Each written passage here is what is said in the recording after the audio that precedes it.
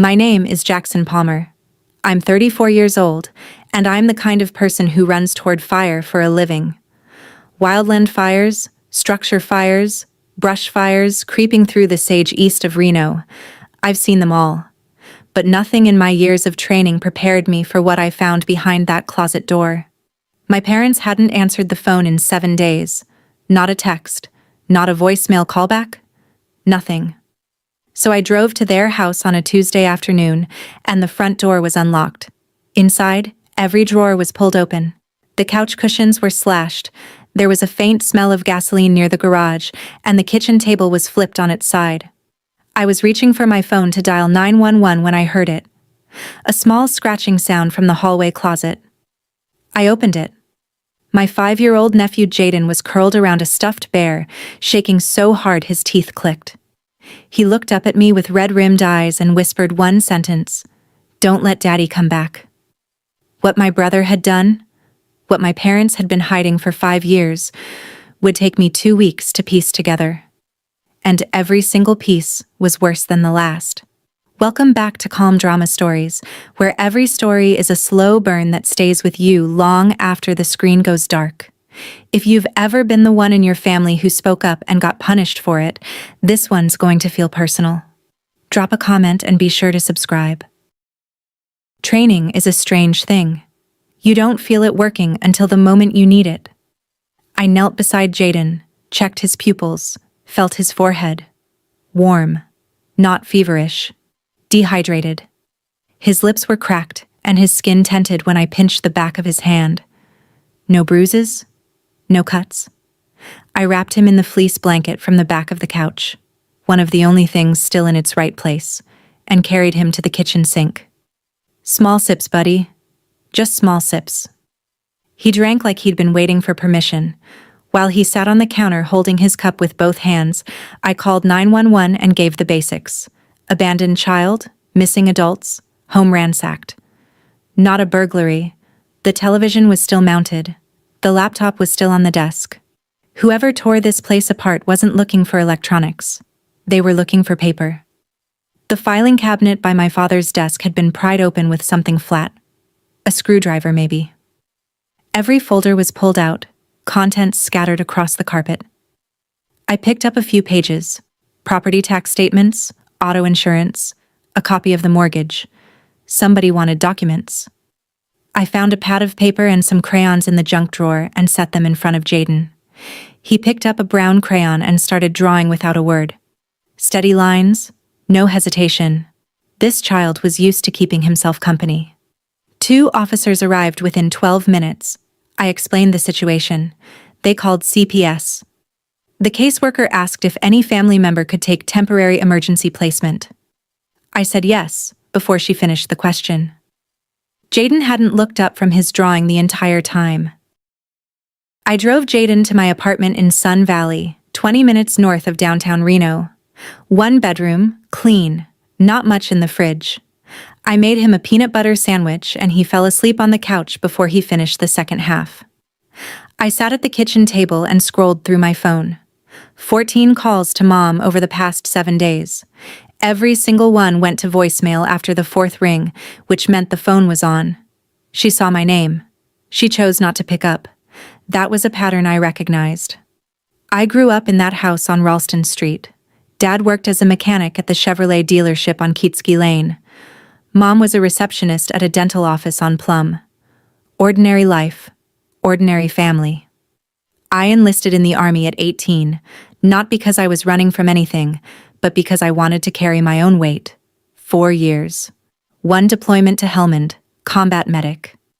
When I came back to Reno, I joined the Nevada Division of Forestry as a wildland firefighter. Good work. Honest work. The kind that wears you out in the right way. My younger brother Dylan was 5 years behind me. He stayed. Played football at UNR until a torn ACL ended his sophomore season. Lost his scholarship. Dropped out. Started spending evenings at the Peppermill, then the Atlantis, then wherever would let him sit at a table. By the time I noticed the damage, my parents were already underwater. The last real conversation I had with Mom was 3 weeks before I found Jaden. She called on a Sunday, We talked about the weather, her garden, a recipe she'd tried. Normal things. She said Dylan was doing better. Working again. Everything's fine, Jackson. Her voice shook on the word fine. I told myself it was just the connection. 5 years. That's how long the bleeding had been going on, and for most of it, I was catching the story in pieces. A missed detail here, a half-truth there, all of it filtered through my mother's talent for making catastrophe sound manageable. It started with the knee. Dylan's scholarship gone, his football career finished at 20, and he was bitter in a way that settled into his bones. My parents covered his surgery and rehab out of pocket. $14,000. That part made sense. Your kid gets hurt? You help. Nobody questions that. 6 months later, Dylan hadn't looked for work. He'd found a seat at a blackjack table at the pepper mill and convinced himself he had a system. My father told me this part later, years after it mattered. The first real debt was $8,000. Dylan came to the house at 2 a.m, woke my mother, and told her the men he owed would hurt him if he didn't pay by Friday. Lorraine pulled $8,000 from their joint savings, money earmarked for the roof that had been leaking since 2019. She told my father it was for car repairs. And when I called the following week and asked how things were, she said, "He just needs one more chance." That phrase, I'd hear it a dozen more times over the next 3 years, each time with a higher price tag attached. 1 year later, Dylan owed $25,000. My father took out an equity loan on the house, $40,000, with $25,000 going straight to Dylan's creditors and the rest supposedly set aside for emergencies. Mom sold her mother's pearl brooch at a pawn shop on East 4th Street. She told me she'd misplaced it. I believed her because I wanted to, and because I was fighting fires 300 miles away in the Toyabe Range and didn't have the bandwidth to interrogate my own mother. 2 years before I found Jaden in that closet, I organized an intervention. I'd done the research, called the Reno Problem Gambling Center and asked for a counselor who specialized in family sessions. Her name was Dr. Tessa Marsh, and she met me at a coffee shop on South Virginia to prep. She said the same thing every counselor says. If the family isn't unified, the intervention won't hold. I told her the family would be unified. I was wrong. My mother called Dylan before we started, told him what was happening, told him, "Just come so your brother stops worrying." So Dylan arrived 40 minutes late, sat down at the dining table where Dr. Marsh and I and my father were waiting, and listened for exactly 10 minutes before pushing his chair back. "You don't get to judge me, Jackson. You left this family." He looked at our mother. "I'll be fine, Mom. I just need time." Then he walked out the front door and drove away, in a car I later learned he'd borrowed from a man named Garrett Boone. Dr. Marsh looked at me with the expression of someone who'd seen this exact scene 100 times. "Without family alignment," she said, "he'll treat your concern as an attack, and her protection as permission." She was right. I called the Nevada Gambling Addiction Hotline that night and asked about involuntary treatment. The answer was simple and terrible. Nevada's involuntary commitment statutes cover substance abuse. Gambling doesn't qualify. There was no legal mechanism to force Dylan into treatment if he refused. And with my mother shielding him, he'd always refuse. I offered to pay for residential treatment at Mountain View. Dylan laughed. "I don't need rehab. I need one good night." Mom said, "See, he doesn't want to go.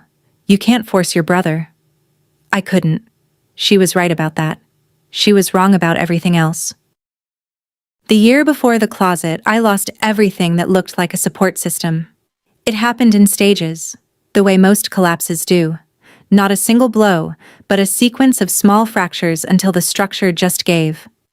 My weekly calls to Mom became arguments. Every time I mentioned Dylan, she'd go cold. "You call to check up on your brother, not to talk to me."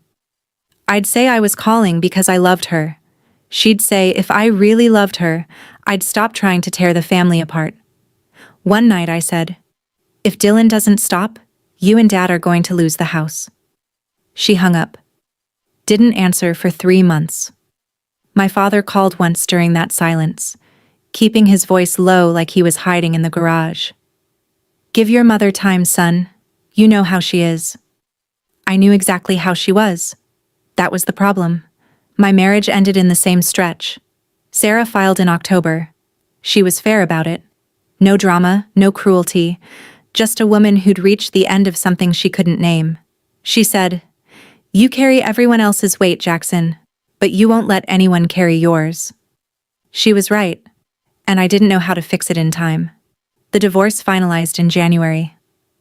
I moved into the Sun Valley apartment. 1 bedroom, no pictures on the walls. I worked. I came home. I ate dinner standing at the kitchen counter. Eventually, Mom started calling again. Short calls, light topics, weather, cooking, church gossip. Never Dylan. I accepted the surface because the alternative was silence, and silence from your own mother is its own kind of cold. The morning after I brought Jaden home, I drove back to Ralston Street. Different light now. Sunshine through the broken blinds, dust floating in the kitchen. The damage was clearer. Cabinet doors ripped off hinges. Photo frames on the hallway wall knocked sideways. One picture of our family. All 4 of us at Pyramid Lake, Dylan maybe 8, me 13, was cracked straight through the middle. I stepped outside and nearly walked into Ruth Calloway. She lived next door, had for 30 years. 71, widowed, former ER nurse at Renown. The kind of woman who noticed everything and said nothing unless asked. "I was wondering when you'd show up," she said. She told me what she'd seen. A black Chevrolet Silverado parked in the driveway last Tuesday around 11 at night. 2 men went inside. She heard shouting, male voices, more than one. Banging. Something heavy hitting the floor. It lasted maybe 20 minutes. Then the Silverado left. After that night, Ruth said, I didn't see your parents, but the kitchen light was on the next day, and the day after. I figured someone was inside, so I left a bag of groceries by the front door. Bread, peanut butter, some juice boxes. She'd kept Jaden alive without knowing it. I wrote down her description of the truck. Black Silverado, chrome running boards, loud exhaust. Dylan didn't own a truck like that. I went back inside, walked the house one more time. Garage door was ajar. On the concrete floor near my father's workbench, an empty gasoline can lay on its side. That same smell from yesterday, sharper now, closer to the source. Someone had been careless, or someone didn't care. Detective Luis Morales from Reno PD returned my call around 4 that afternoon. Professional, unhurried. The kind of calm that told me he handled cases like mine every week. We've filed the missing persons report, he said, but there's no evidence of abduction. No blood, no forced entry from outside. The ransacking suggests a domestic dispute. Your parents may have left voluntarily. I understood what he was saying. 2 adults who leave their own home aren't a priority. I told him about Jaden, about the CPS placement, about the Silverado. He took notes. We'll look into it. These things take time. I thanked him and hung up. Then I sat in my truck in the driveway and made a different call. Tony Vargas. We'd served together in Helmand. He was a 68W like me, combat medic, except Tony had a gift for finding things. After discharge, he'd landed in the bail bond business in Sparks, which meant he had access to databases and contacts that a regular person didn't. I need to find out who drives a black Chevy Silverado in the Sparks Reno area. Chrome running boards. Loud V8. Tony. That's half the trucks in Washoe County. This one parks near casinos and shows up at houses late at night. A pause. Give me a day. That night, I put Jaden to bed on the couch with a fresh blanket and a nightlight I bought at the Dollar Tree on my way home. He asked me to leave the bathroom light on. I did. I sat at the kitchen table with a legal pad and wrote down everything I knew in one column and everything I didn't know in another. The second column was longer. Tony called back at 9:43. Name's Garrett Boone. You don't want to tangle with this guy. Tony gave me the outline. Garrett Boone, 45, owner of Gold Strike Pawn on B Street in Sparks, right by the railroad tracks. The shop was legitimate. Licensed, inspected, nothing on record. But behind the counter, Garrett ran a lending operation for gamblers who'd maxed out their credit and their family's patience. Not a loan shark in the movie sense. No baseball bats. No threats of broken kneecaps. Garrett was more surgical than that. He charged 30% interest on short-term loans, took personal property as collateral, and when payments stopped, he applied pressure. Slow, steady, suffocating pressure. Phone calls at midnight, showing up at workplaces, parking his Silverado outside someone's house and just sitting there, waiting. He doesn't touch people, Tony said. He doesn't have to. The people he lends to are already scared. He just makes them more scared. I asked the obvious question. How deep is Dylan in with this guy? If Boone is driving to your parents' house personally, the number has more than 4 digits. Garrett doesn't leave his shop for small debts. The next afternoon I drove to Sparks. Found Gold Strike Pawn on a strip between a tire shop and a vape store. Neon sign in the window, bars on the glass. I stayed in my truck across the street. Didn't go in. I wasn't there to confront anybody. I was there to confirm. And within 8 minutes, I saw it. A black Chevrolet Silverado with chrome running boards pulling around to the back lot. Same truck Ruth described. I wrote down the plate number and compared it to what Ruth remembered. Match. I gripped the steering wheel and reminded myself of something my captain told me on my first wildfire. Don't enter a structure you haven't sized up. Rushing in is how people die. 8 months before the closet, I ran into Dylan at the Walmart on North McCarran. Literally ran into him, rounded the corner in the cereal aisle, and there he was, holding a box of Frosted Flakes like a man who'd forgotten what he walked in for. He was thinner than the last time I'd seen him. Cheekbones sharper. Dark circles under his eyes that looked permanent. But he smiled wide when he saw me. Jackson. Hey. We stood in that aisle for 10 minutes. He told me he was doing better. Working some jobs. Freelance stuff, he said, which could mean anything from drywall to disaster. I asked where. He waved his hand. Around. Then I said what I always said. Dylan, Mom told me you're working again. Is that true? The smile dropped. His jaw set. And you're still the same guy who thinks he knows better than everybody. You left, Jackson. You enlisted and you left. And I stayed. I was the one here when Dad got sick. I was the one who drove Mom to her appointments. They chose me because I was present. So don't come to me with your disappointed big brother routine. I told him I wouldn't give him money. His eyes flickered. A quick calculation. Discarded. I never asked for your money. He turned to walk away, then stopped. Looked back over his shoulder.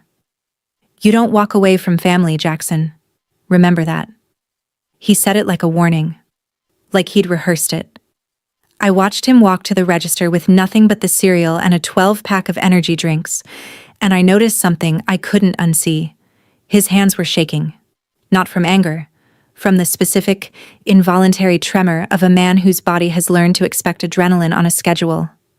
The eyes I'd seen in the parking lot light weren't defiant. They were terrified. Tony pulled public records the next day. The mortgage on my parents' house showed 2 liens. The first was the equity loan I already knew about. $40,000, taken 3 years prior. But underneath it was a second. $30,000, opened 14 months ago. I had no idea. Nobody told me. My parents had leveraged their home for $70,000 total against a property that was worth maybe $280,000 on a good day. $70,000, and I was willing to bet every cent of it had gone to fund my brother's seat at a card table. I texted my father, kept it simple. Dad, I found out about the second lien. I'm not angry. I need to know where you and Mom are. Jaden is safe with me. I watched the screen. The message delivered. Then, read. 2 blue check marks. No reply. I texted again. Where is Mom's wedding ring? Read. No reply. I sat with that silence for a long time. At the kitchen table, Jaden was drawing again. I'd been giving him paper and crayons every morning. It was the only thing that settled him. He drew the same picture over and over. A house, brown walls, a triangle roof. No door. Two tall figures standing outside the house with their arms at their sides, not waving, not reaching, just standing there. I asked him once, gently, who the people were. He shrugged. Them. I looked at the picture again. A house with no way in, two adults locked out, or maybe a child locked inside. On the fifth night, Jaden started talking. Not a flood, a slow drip, between bites of macaroni and cheese, between sips of juice, between long silences where he stared at the refrigerator like it might tell him what to say next. I didn't push. You learn that in the field. A person in shock gives information on their timeline, not yours. Grandma cried a lot, he said, fork scraping the bowl. Before the man came. I kept my voice level. Which man, buddy? The one with the loud truck. Garrett. What happened when the truck man came? Jaden chewed, swallowed. Daddy said Grandma had something he needed, a paper. Grandma said no. Daddy threw the lamp. He said it matter-of-factly, the way children describe violence they don't fully understand yet, like reporting the weather. I gripped the edge of the counter and kept my face neutral. Then what happened? Daddy looked in all the drawers. He pulled everything out. The truck man walked around the house real slow. He talked quiet. Jaden looked up. That was scarier, when somebody talks quiet and you can still hear them everywhere. I poured him more juice. Waited. Grandpa told me to go in my room, but I went to the closet. The closet has a lock inside. A closet with an interior lock. My father had installed that years ago when Jaden used to play hide and seek. A playful addition that became a survival mechanism. I closed the door, Jaden said. I could hear Daddy yelling. Then, quieter. Grandpa wrote something. He put it in the box in the dark room. The dark room. My father's corner of the garage where the overhead light had been burned out for a decade and he'd never replaced it. The box. I stood there in my kitchen, watching a 5-year-old piece together the worst night of his life between bites of macaroni and cheese. And I thought, this is what happens when love has no limits and no spine. When you shield someone from every consequence until the consequences come for everyone else instead. If that thought just hit a nerve, if you've been the one screaming into the silence while your family smiled, stay with me. This story isn't done yet. I drove to Ralston Street the next morning while Jaden was with Ruth. She'd offered to watch him. CPS had approved her as a temporary caregiver after a quick background check, which for a 71-year-old retired ER nurse with no record and a 40-year residency was a formality. The garage was dim. I found the box where it had always been, a gray steel lockbox under the workbench, half hidden behind a stack of old paint cans. Combination lock. 4 digits. I tried my father's birthday. Wrong. My mother's birthday. Wrong. I stood there in the dark, smelling gasoline from that spilled can, and thought about what a man hides in a box he doesn't want anyone else to open. I tried my own birthday. 0317. March 17th. The lock clicked. He'd used my birthday. Not Dylan's. Mine. Inside, a stack of pawn shop receipts held together with a rubber band. 7 of them, all from Gold Strike Pawn in Sparks. The first was my mother's wedding ring, $1,800. Then her mother's brooch, $600. My father's vintage Seiko watch, the one he'd worn every day for 30 years, $400. Costume jewelry, a silver tea set, a pair of pearl earrings that had been my grandmother's. Total, just over $4,000 in family heirlooms, converted to cash at a pawn shop owned by the man who was bleeding them dry. Beneath the receipts, 3 handwritten IOS, my father's cramped script, all addressed to Garrett Boone. $15,000 total, signed on behalf of Dylan Palmer. 8 months, 5 months, and 2 months ago. And at the bottom, a single sheet of lined paper, folded twice. My father's handwriting, shakier than usual. Jackson, if you're reading this, things have gone bad. Your mother won't call you because she's ashamed. I won't call you because she told me not to. Dylan owes Boone more than we can cover. I don't know what happens next. The storage unit on Glendale has the rest. Key is taped under the toolbox lid. I'm sorry, son. I should have listened to you. My hands didn't shake because I was scared. They shook because I was angry. My father knew. He knew everything. And he still didn't call. The key was exactly where he said it would be, taped to the underside of the toolbox lid with a strip of electrical tape. Small brass key, the kind you get at a self-storage place. Storage Stars on Glendale Avenue, 10 minutes from the house. I found the unit in the back row. 5x5, concrete floor, fluorescent tube buzzing overhead. 2 cardboard boxes and nothing else. The first box held credit card statements. 4 cards. All in Dylan's name. All with the billing address listed as my parents' house on Ralston Street. Combined balances, $48,000. Maxed out. Minimum payments missed for months. Letters from collection agencies folded inside. Dylan had been using our parents' address like a forwarding station for his failures. The second box was worse. A manila folder from Garrett Boone, labeled D. Palmer, active, containing what Garrett called an informal lending agreement. $35,000 at 30% annual interest. Due date, 2 months ago. A handwritten note in red pen at the bottom. Payment overdue. Resolution required. I did the math on the floor of that storage unit. $70,000 in home equity, $48,000 in credit cards, $35,000 to Garrett, $4,000 in pawned heirlooms, $157,000. My brother had consumed $157,000 in 5 years, and my parents had helped him do it. Dollar by dollar, lie by lie, chance after chance after chance. I sat on the cold concrete and stared at the buzzing light and thought about the day I enlisted. I was 18. I'd told my parents I didn't want to be a burden. I wanted to earn my own way. I drove to Kabul and came home to this. I drove to the office depot on Keatska Lane and photocopied every document. Originals went into plastic sheet protectors. I bought a fireproof lockbox, $70, and stored everything in my apartment closet. Then I called Detective Morales. I have evidence, I said. Physical documents, pawn receipts, IOUs, credit card statements, and a handwritten letter from my father describing coercion by a man named Garrett Boone. Morales was quiet for a beat. Bring them in. I sat across from him at his desk at the Reno PD station on 2nd Street and laid it all out. He went through each document slowly, flagging items with post-it notes. When he finished, he leaned back. What you're describing falls under NRS 200.5092, exploitation of a vulnerable adult. Your parents are both over 60.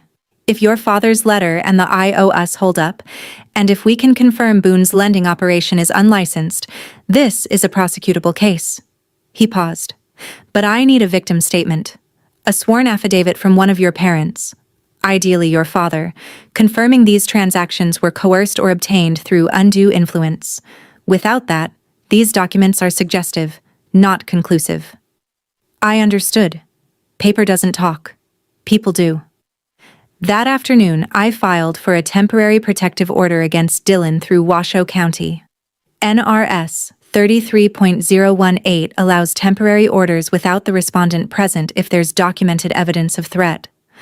I also submitted paperwork for kinship foster care through Washoe County Human Services, and I called the Legal Aid Center to ask about emergency guardianship. The attorney there said, if the father is arrested and the mother is absent, your standing as the nearest stable relative is strong, but we need the arrest first. Everything depended on finding my parents. Everything depended on my father being willing to speak. Day 9. I was pouring coffee at 6 in the morning when my phone buzzed. A text from Dad. Fernley, Western Motel, room 14. Then a second message. Don't tell your mother I told you. Fernley is a small town 2 hours east on I-80, past the Truckee River Canyon, past the desert flats where nothing grows but sage and bitterness. I called Ruth and asked if Jaden could stay with her for the day. She said yes, without asking why. I drove east with the windows down and the radio off. The Western Motel was a single-story strip along the highway. 16 rooms, A vending machine, a parking lot with cracked asphalt and 3 cars. I found room 14 and knocked. My father opened the door. He looked 10 years older than the last time I'd seen him. Unshaved, thin, wearing the same flannel I remembered from Thanksgiving. Behind him, my mother sat on the edge of the bed staring at the television. It was off. Dad. Jackson. We stood there for a moment, the way men do when there's too much to say and no good way to start. I stepped inside. The room smelled like motel soap and stale takeout. I looked at my mother. Jaden's been with me for 9 days. He's okay. He's safe. She turned. Her eyes were swollen. Jaden. She said his name like she was tasting something she thought she'd lost. She didn't ask about Dylan. That absence told me more than any answer could have. My father sat down in the desk chair and put his hands on his knees. You found the box. I found everything. The storage unit too. Silence. Then my mother stood. You don't understand. Dylan was forced into this. Garrett forced... I cut her off. Garrett loaned Dylan money because Dylan asked for it. Nobody held a gun to Dylan's hand and put it on a card table. She stared at me. Then, quietly, like a prayer she couldn't stop reciting. He just needs one more chance.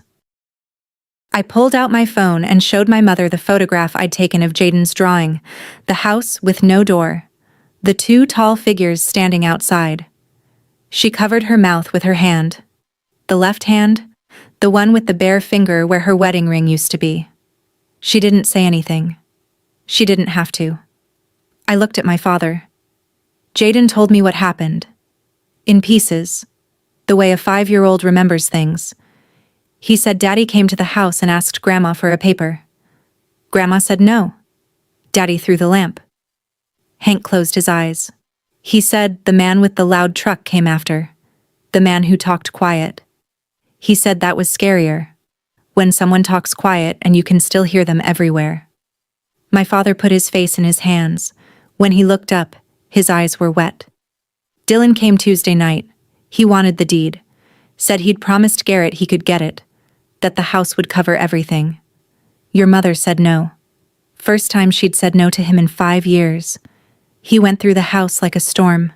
Every drawer, every cabinet. Garrett stood in the kitchen and watched. Didn't touch anything. Just said, "You have 48 hours?" After they left, your mother packed a bag. She wanted to run. But Jackson... His voice cracked. She forgot Jaden was in the closet. The boy was so quiet. She thought he was with Dylan. She didn't realize until we were already on the highway, and by then she was too afraid to go back. She called Ruth the next morning and asked her to check, but Ruth's phone went to voicemail. I looked at my mother. She was staring at the floor. You left a 5-year-old alone in a house that had just been torn apart. She whispered. I thought he was with his father. His father, I said, is the one who tore it apart. I didn't raise my voice. I'd spent too many years in situations where calm was the only tool that worked. I sat on the edge of the other bed and laid it out. Here's what's going to happen. You're coming back to Reno. You'll stay at my apartment. Dad, you're going to the police station tomorrow morning to give a sworn statement to Detective Morales. He has the documents. He has the IOUs, the pawn receipts, the letter you wrote. What he needs is your voice. My father nodded. Slow, heavy, like a man putting down something he'd been carrying for too long. My mother stood up. If Dylan gets arrested, then Dylan faces the consequences of what Dylan did. For the first time in 5 years. You can't ask me to testify against my own son. I'm not asking you to testify against anyone. I'm asking you to protect your grandson. If you don't cooperate, CPS is going to ask why a 5-year-old was abandoned for a week in a ransacked house. They won't be asking me that question. They'll be asking you. She flinched. I wasn't trying to hurt her. I was stating facts. The same way I'd state the wind speed at a fire line, not to scare anybody, but because the numbers don't negotiate. My father stood. Get your things, Lorraine. She looked at him, then at me. Something passed behind her eyes. Not agreement, exactly, but the exhaustion of a woman who'd been holding up a ceiling that was never going to stop falling. She reached for her bag. I picked up my keys. On the way out, I held the door for my mother. She passed close enough that I could see her left hand, fingers bare, the skin slightly indented where the ring had sat for 40 years. The drive back to Reno was 2 hours of highway and silence. Hank sat in the passenger seat watching the desert scroll past. Lorraine sat in the back, wrapped in her jacket, hands in her lap. I watched her in the rearview mirror. Twice I saw her glance down at something below the seatback. I said nothing. At the apartment, I set them up. Couch for Hank, air mattress in the living room corner for Lorraine, Jaden in my bedroom in the race car bed I'd bought at the Goodwill on Audi Boulevard 2 days earlier. Jaden ran to Lorraine when he saw her. She held him so tight I thought she'd break. For a moment she looked like the grandmother I remembered, the one who made lemon bars and sang hymns off-key. Then she put Jaden down and retreated to the kitchen without making eye contact with me. That night, after everyone was asleep, I picked up my mother's phone from the kitchen counter. She'd left it charging. No passcode. She'd never figured out how to set one. I opened her messages. There it was, sent at 4:17 p.m., while we were on I-80 somewhere between Fernley and the Truckee River Canyon. To Dylan. Baby, Jackson knows everything. Your father is going to the police tomorrow. You should leave Reno. I'm so sorry.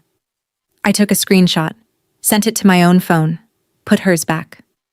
Then I walked out to the balcony and stood in the cold air, looking at the lights of downtown Reno scattered across the valley floor.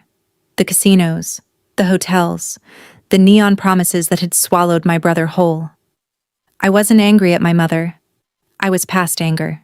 She'd spent 40 years trying not to become her own mother, the woman who'd walked away from an alcoholic husband and left 11-year-old Lorraine to fend for herself. And in trying so hard not to abandon her child, she'd abandoned everyone else. I was on the phone with Detective Morales by 6:15 the next morning. My mother sent Dylan a warning last night. He knows we're cooperating with you. He may run or he may escalate. Either way, we're on a clock now. Morales absorbed this without surprise. Can you get your father to the station this morning? We'll be there by 9. I drove Hank downtown in silence. He stared out the window and at one point he said, I should have done this 2 years ago. I didn't disagree. At the station, Hank sat across from Morales and a recorder and told everything. 5 years of debt, the pawn receipts, the I owe us, Garrett Boone's visits. First polite, then insistent, then threatening. The night Dylan came with Garrett and tore the house apart looking for the deed, the 48-hour ultimatum, the flight to Fernley. Hank signed the affidavit. His hand was steady. Whatever weakness had kept him silent for years, it wasn't in the room that morning. Morales laid out the charges he'd recommend to the DA. Exploitation of a vulnerable adult under NRS 200.5092, a Category B felony. Coercion under NRS 207.190. And for the Jaden situation, child endangerment under NRS 200.508. Arrest warrant will take 24 to 48 hours, Morales said. In the meantime, keep your family close and don't engage with Dylan or Boone directly. I nodded. Then I drove to the legal aid office and filed for emergency temporary guardianship of Jaden under NRS 159A. The attorney reviewed my application, Hank's affidavit, and the CPS emergency placement paperwork I'd been carrying since day one. You have standing, she said. If the father is charged, this moves fast. Everything was lining up, but my mother had given Dylan a head start, and I didn't know what he'd do with it. Ruth called me that afternoon. Her voice was tight, controlled. The voice of a woman who'd spent decades giving bad news in emergency rooms and had never unlearned the cadence. There's a truck, Jackson. Black Silverado. Drove past your parents' house twice in the last hour. Slow. Real slow. I told her to lock her doors and stay inside. She said, I was already inside. I've been watching since Tuesday. I called Morales immediately. He said what I expected.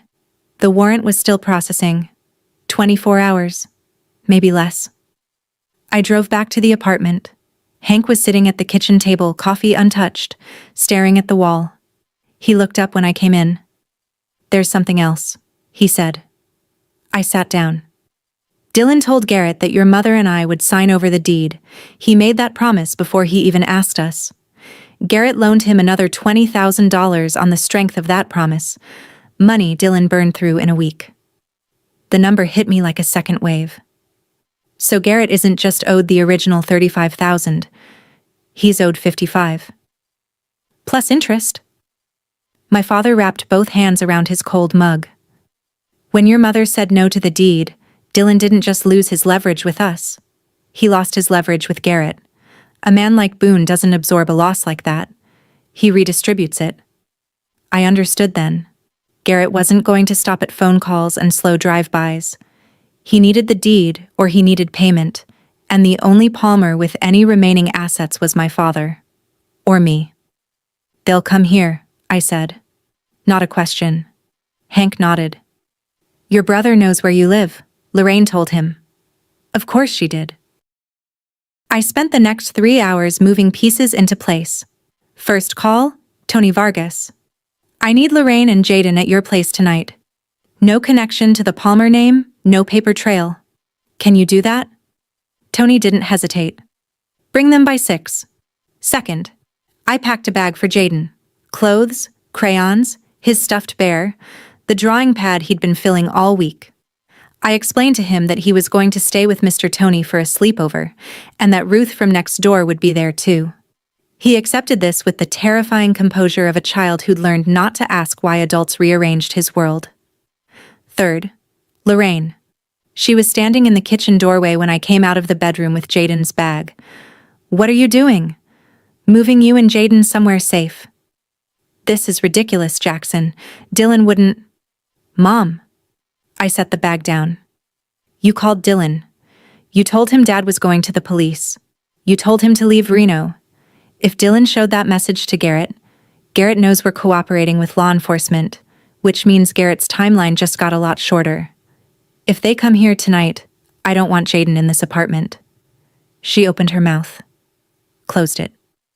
"You gave Dylan our position, Mom. I'm not angry about it. I understand why you did it. But I'm not going to let the same instinct that made you protect Dylan put Jaden at risk." She looked at me for a long time.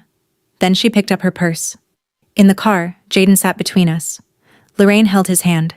She didn't speak the entire drive to Sparks. When I dropped them off, I told Morales, "If they come to my apartment, I'll call. How fast can you have a unit here?" 15 minutes. Make it 10. The apartment felt different without Jaden in it. Quieter, but not the good kind. Hank sat on the sofa. I sat at the kitchen table. The television was off. We could hear the highway through the thin walls, the distant growl of trucks heading east toward Salt Lake. "I'm sorry, Jackson." I looked at him. His face was gray under the kitchen light. "I knew your mother was wrong. I knew it the first time she pulled money from savings for Dylan. I could feel it in my gut. The way you feel a bearing going bad in an engine. You can hear the wrongness before you can name it. But your mother?" He rubbed his face with both hands. "She grew up without a father. Her mother left when Lorraine was 11, packed a bag, and took a bus to Portland and never came back. Your grandmother decided she couldn't save her husband, so she saved herself. And Lorraine spent the rest of her life swearing she'd never do that. Never abandon a child. No matter what." He looked at me. Every time you told her the truth about Dylan, she heard her own mother's voice saying it was time to give up. And she couldn't. She physically could not. I sat with that. "You didn't lose your wife by telling the truth, Dad. You lost your family by staying quiet." He nodded. Slowly, like a man agreeing with his own verdict. We sat in the silence for a while.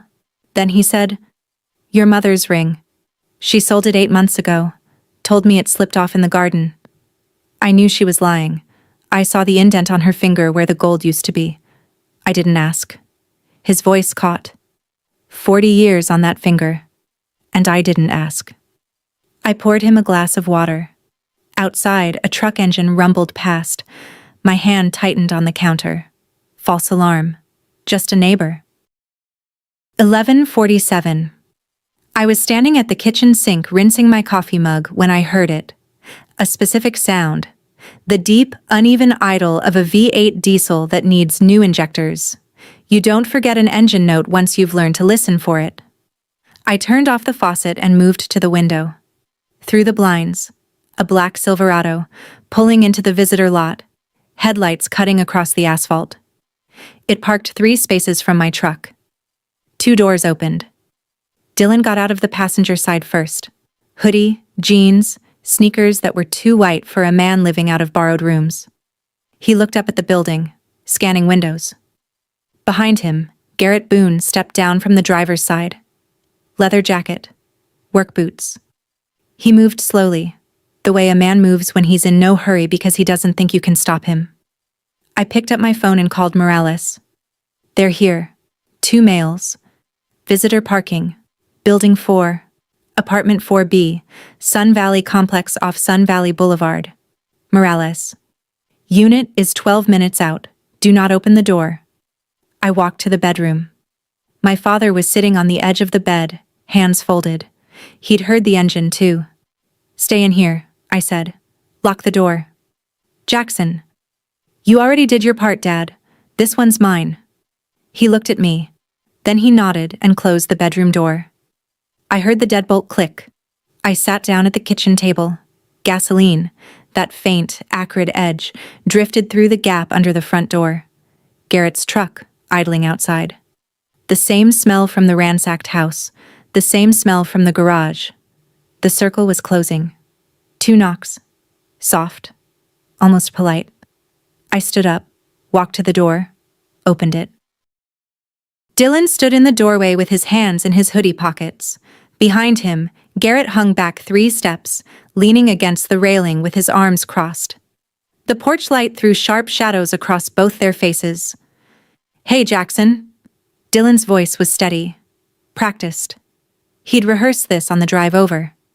Can we talk? We can talk here. I didn't step aside. Didn't invite them in.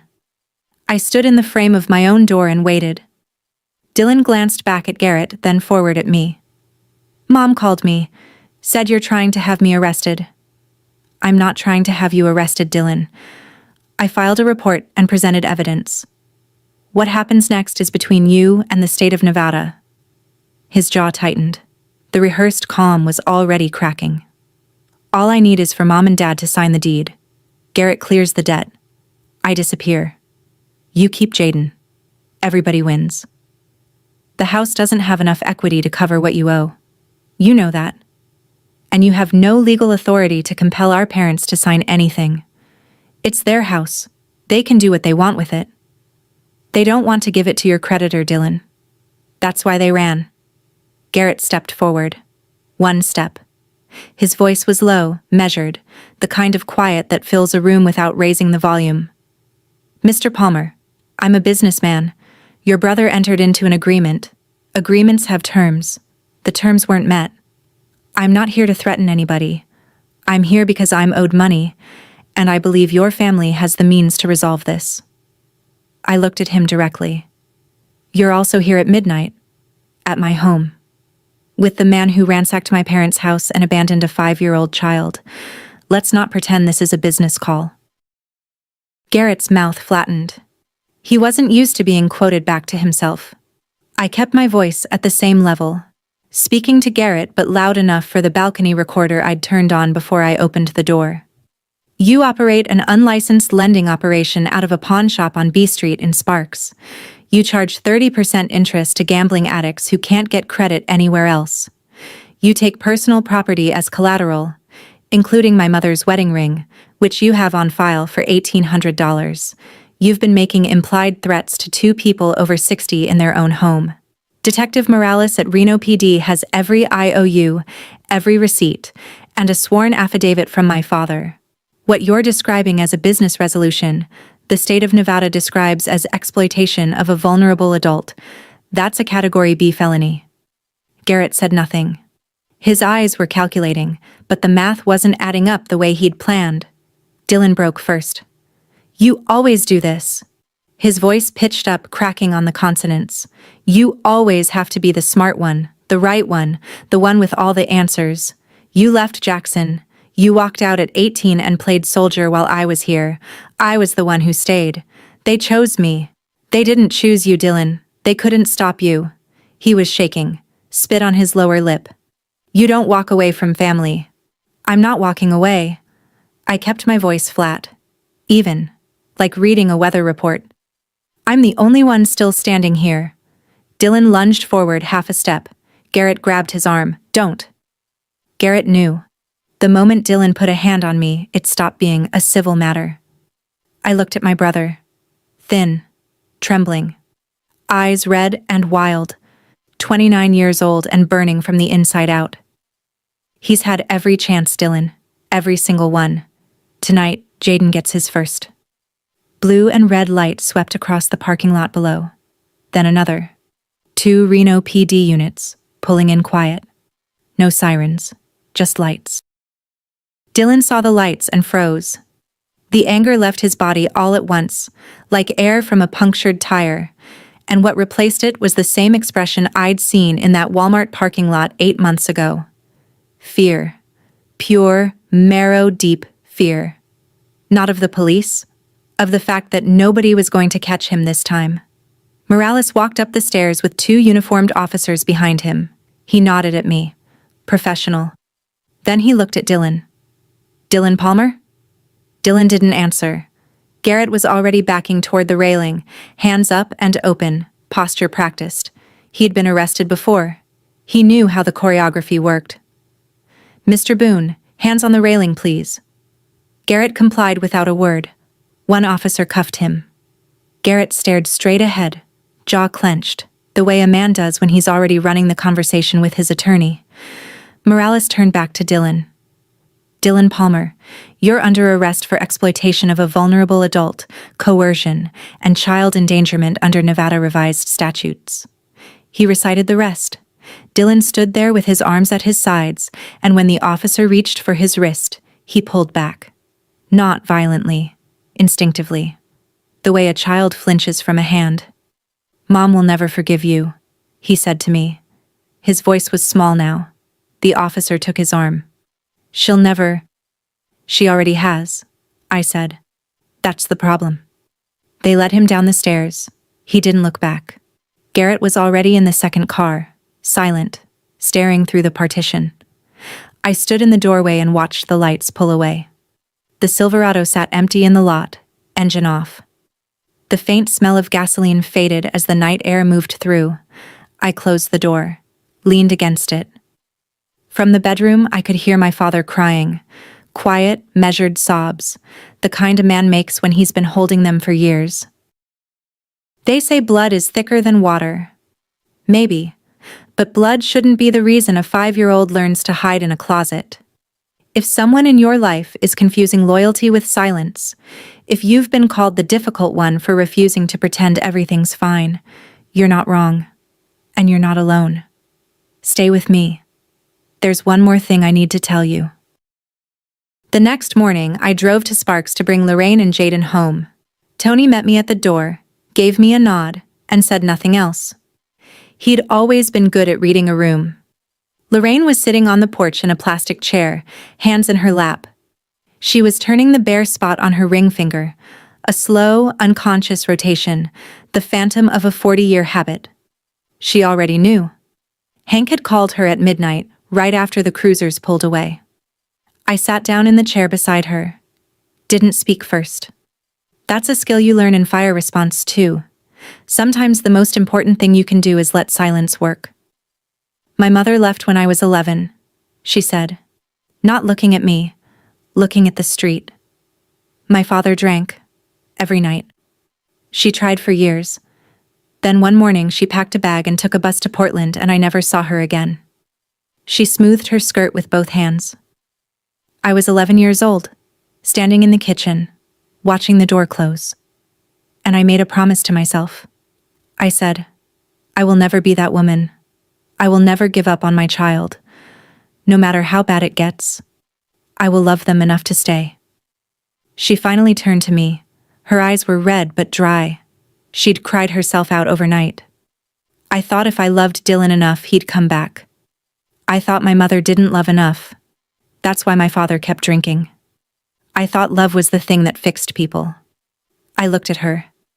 This woman who'd sold her wedding ring, lied to her husband, lied to her eldest son, abandoned her grandson in a ransacked house, all in the name of a promise she'd made to an 11-year-old version of herself. You weren't her, Mom. You were the opposite, and it still broke. She pressed her lips together. A long breath. I know. I put my hand on hers. I'm not asking you to stop loving Dylan. I'm asking you to love Jaden more than you're afraid of losing Dylan. She nodded. I didn't know if she meant it. I knew she'd try. I knew she'd sometimes fail. That's the deal when the people you love are broken in places you can't reach. Jaden was inside, sitting at Tony's kitchen table with a fresh stack of paper. He looked up when I came through the door and something in his face shifted. Not a smile, exactly, but a loosening. The tension around his mouth eased. He held up a drawing. I took it and looked. A house. Brown walls. Triangle roof. But this time there was a door. Open. A tall figure standing in the doorway, one arm extended down toward a smaller figure. Their hands were touching. I folded the drawing carefully and put it in my shirt pocket. Not because it was poetic, because that's where my front pocket was. Hey buddy, we're going home. Your home. Our home. For now. For as long as you need. He slid off the chair and took my hand. His grip was firm for a 5-year-old.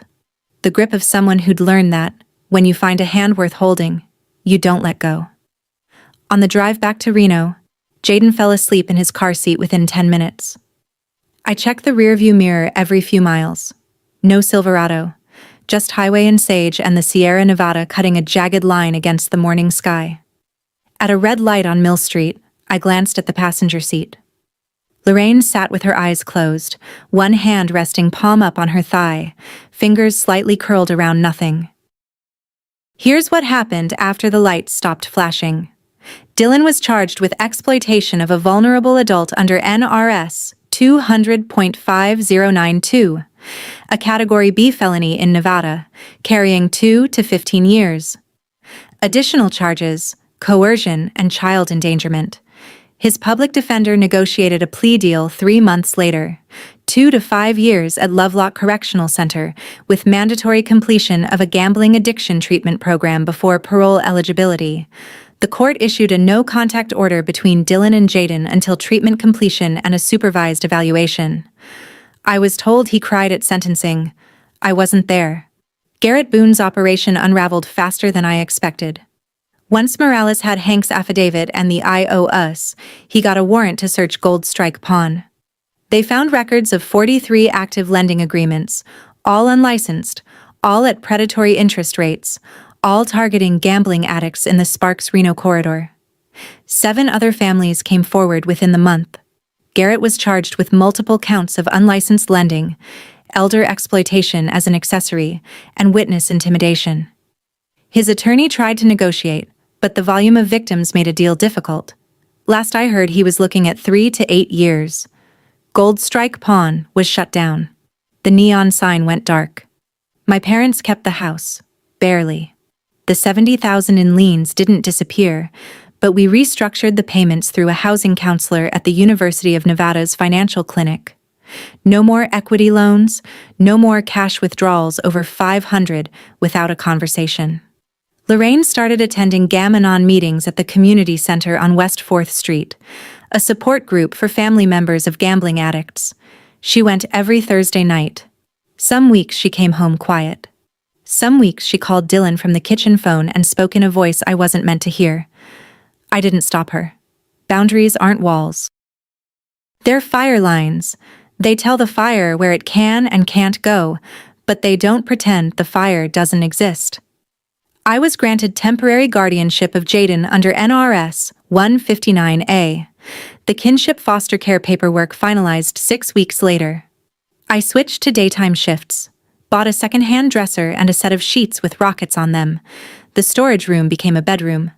Ruth Calloway brought lasagna every Tuesday evening, never asked about the case, never asked about Dylan, just showed up with a foil-covered dish and said, "Thought you might be hungry." Every single Tuesday. 3 months after the arrest on a Wednesday night, I put Jaden to bed in his race car bed with the rocket sheets and read him a chapter about a bear who was building a cabin in the woods. He liked the part where the bear measured everything twice. "Uncle Jack?" "Yeah?" "Is the door locked?" I walked to the front door, checked it, came back. "Locked." "Okay." He pulled the bear up under his chin and his eyes closed, and within 2 minutes his breathing was steady and slow. I stood in the doorway of his room, watched the rise and fall of that small chest under the rocket blanket. Then I stepped back and closed the door gently. The door was closed, but I could hear him breathing. Same words as the first night. Completely different world. I walked to the kitchen. Jaden's latest drawing was taped to the fridge, the house with the open door, the 2 figures holding hands. I filled the kettle and made coffee because it was 9 o'clock, and there were dishes to wash, and a lunch to pack for tomorrow. The apartment was quiet. Not the silence of something missing, the silence of something finally still. Love without boundaries isn't love. It's a fire with no containment line, and it burns everything it was supposed to protect. That's my story. 7 days of silence. 1 little boy in a closet. And a family that learned the hardest lesson there is. That shielding someone from consequences isn't devotion, it's fuel. If this story made you think about a conversation you've been putting off, about a boundary you've been afraid to draw, take that as your sign. Have it today.